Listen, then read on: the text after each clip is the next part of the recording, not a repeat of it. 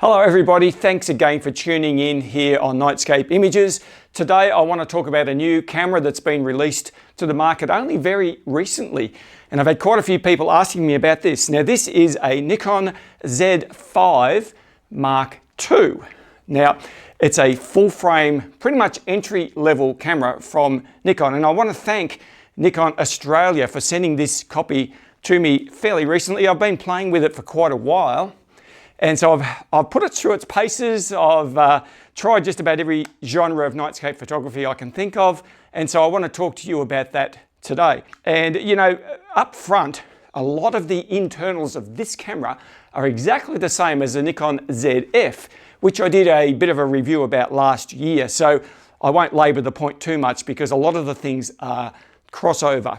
So with this camera, well, I've been out on quite a few trips with it. So I found myself out there under the stars recently shooting some of the places where I tend to go on a reasonably regular basis. Although I went to one place where probably the past 2 years or 2.5 years has been pretty much underwater because we've had lots of water here and rain across the landscape. But I went to find this beautiful old dead tree. I've shot there before, but I know it lines up beautifully with the Milky Way galactic core as it rises up in the eastern sky. So I put this camera, the Z5 Mark II, through its paces there, did some single shots, did some panorama type shots, did a bit of stacking, also did some star trails. And you know, it's not until you actually handle the camera in the field, in the genre of photography that you want to do, that you realize what are the strengths and what are the weaknesses of that particular piece of equipment. And so I did that. Another time I went out to one of my other favorite destinations. You'll recognize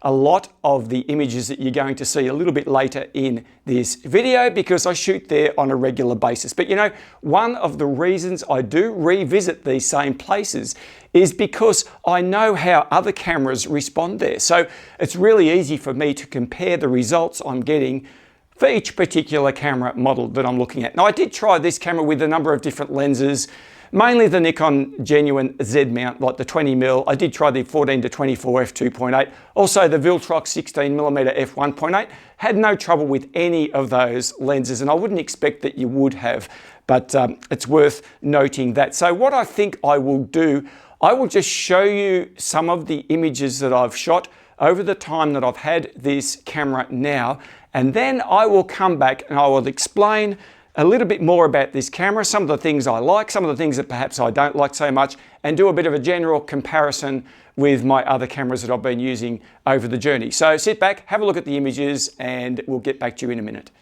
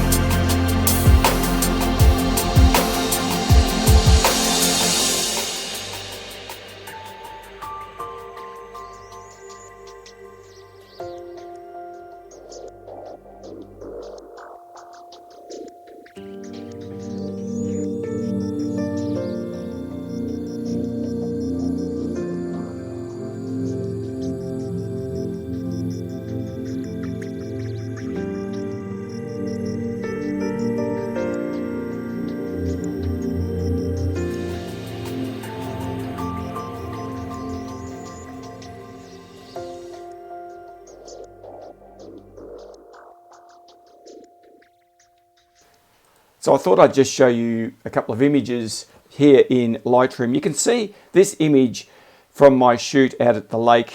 There was no edits done at all to this, and it's very, very green sky. We've had that here for a few weeks now. It's been very green, and it makes editing these images a lot more difficult. But you can see this next image, which has got some editing done. I've changed the white balance here, less green, and a little bit of exposure, highlights, whites adjustments, pretty much nothing else except lens corrections and a touch of noise reduction in this image, and it's come up really, really well. This is just a single shot. You can see the settings there, f2.2, 15 seconds, ISO 3200, nice and sharp, looks fantastic.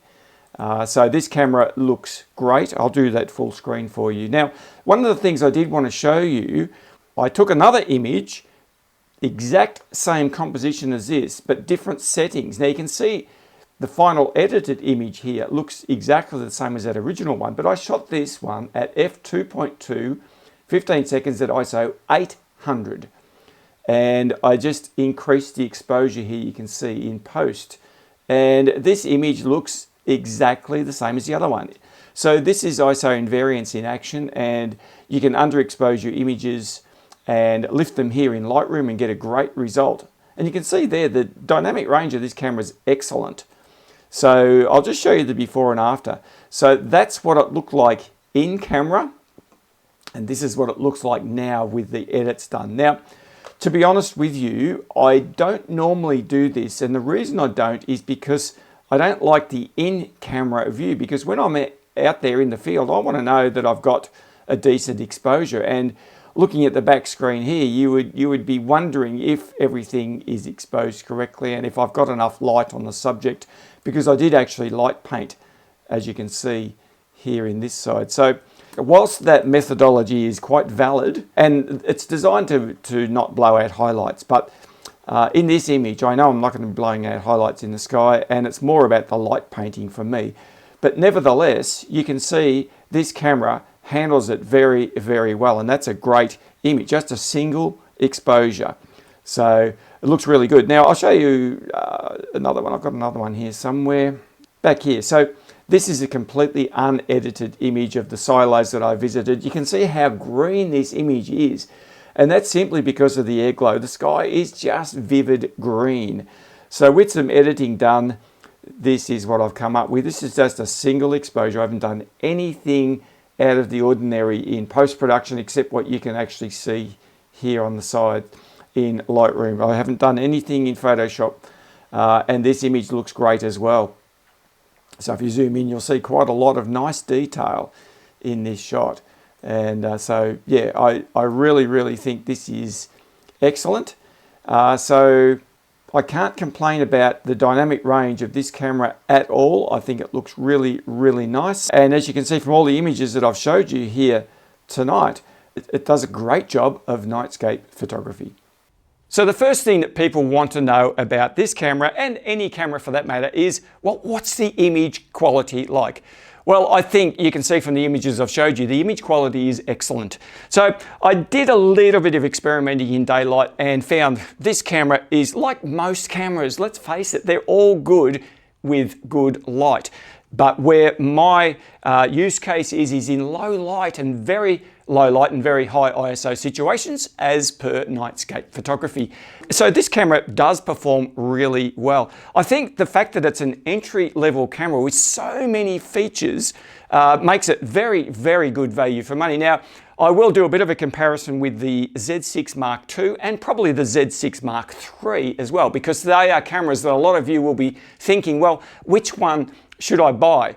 As an all-rounder, all of those cameras are good. Now I can tell you now up front that the newer model cameras, such as this one, the ZF and the Z6 Mark III, will have far better autofocus systems than the original Z6 Mark I and the Z6 Mark II. But of course, for nightscape photography, we're not using autofocus. So it comes down to other features such as dynamic range and the ability to operate at high ISO. They are all very good at that. So Image quality is absolutely fantastic with this camera. That's the number one thing. Ease of use is also very good. There's a couple of things I'll talk about in a minute that I wish this camera had compared to some of the other ones, but they're not deal breakers. It makes no difference to the image quality or really the ease of use. It's more just things that I like in a camera. This uses the X-Speed 7 processor, which is the same as the Nikon ZF, and that is really, really fast. It does everything really well.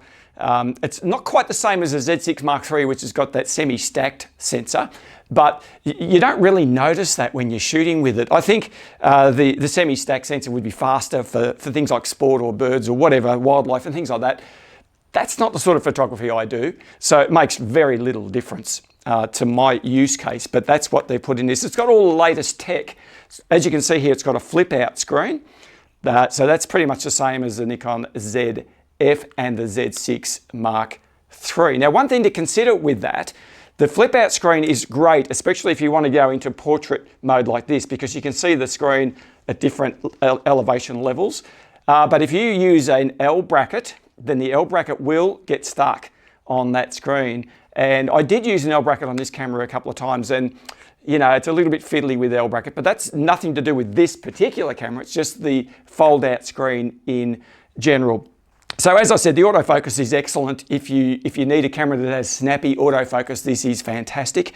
It has all the features that you'd expect. One of those is Starlight mode, and that's a feature that those of you who shoot Sony would know as bright monitoring. And effectively what it does is you press the button. You can enable most of the buttons to be customized on this camera, and you can customize that feature to one of the buttons, which I did. And you press that and it actually changes the frame rate of the view on the monitor so that you can see pretty much in the dark. So you have a very dark view out there, and it's a bit hard sometimes to see what's in the view at nighttime. Well, with the Starlight mode, it does make it a lot easier to pick out the shapes, and it's great as a compositional tool in very low light conditions. Now, the Z6 Mark II camera doesn't have that, but the Mark III does, and the ZF, and the Z8, and the Z9. So the higher end models and the newer models do have that feature. So it is quite good. It also has the mode where you can enable all of the menus to be in red or a dark orangey color. So that's the idea of that, is to preserve your night vision, which it does do quite well. It's not something that I use very much, to be absolutely honest, because when I'm out there light painting subjects, my night vision's shot anyway. I can't make my way around the dark without decent lighting, and I can't light paint my subjects without putting light on them. But it is in this camera, and it is something a lot of people would really benefit from, I think. So a couple of things on this camera that I wish it had, but I understand why it doesn't. The number one of those is a top LCD screen. Now, it doesn't have one. This is a bit the same with the ZF. It doesn't have anything usable either. So the Z6 models, Mark 1, 2 and 3 all have a top LCD screen. And you might say, well, why do you need a top screen? You're just using it at night time. It doesn't matter. But I tell you now, I use that screen all the time just to confirm my settings.